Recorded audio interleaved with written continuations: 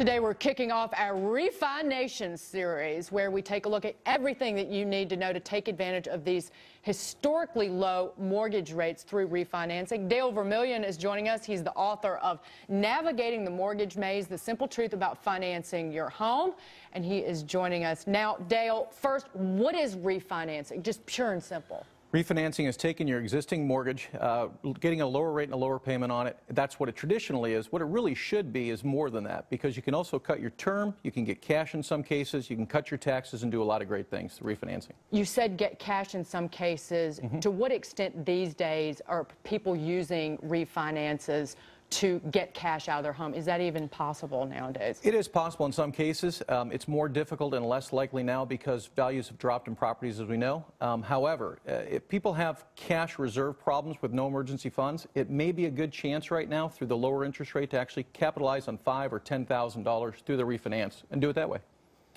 Of the rush that we've seen in refinancing applications recently, what has happened?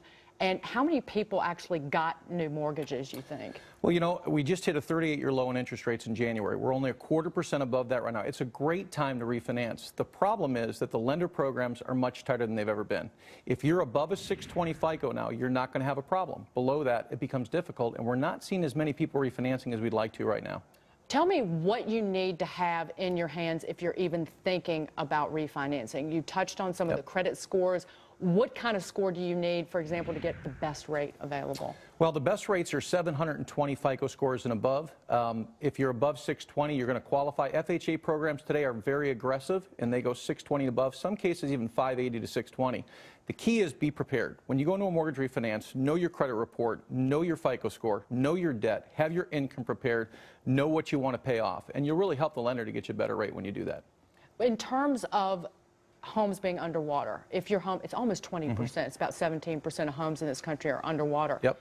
If your house is underwater, can you refinance? You cannot today. You are the maximum you can go is 95% of the value of your home through the FHA programs, 97% on a non-cash out refinance. If you're over that amount, you're not going to qualify for a loan today. What about if, say, I have a 30-year mortgage and I've paid off a couple of years of it, and so I've got 28 years left on the mortgage? What are my options? What should I be doing? Can I get a 28-year mortgage?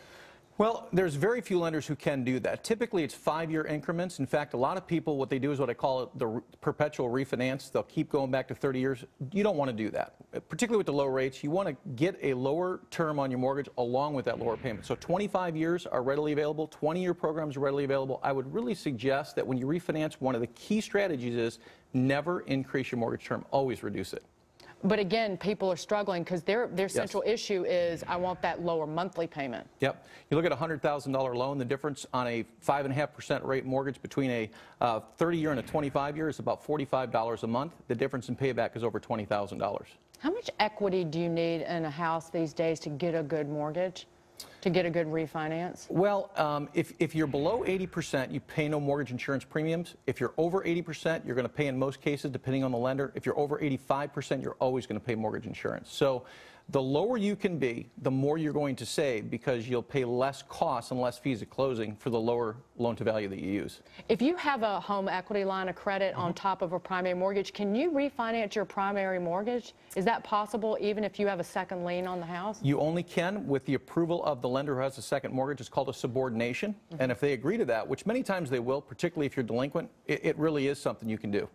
You covered it all. Dagen Vermillion, thank you so much for being here. This is just the first of many hits that we're going to do. Refination, also go to foxbusiness.com. A lot more information there for you, but a lot more straight ahead right here. Stay with us.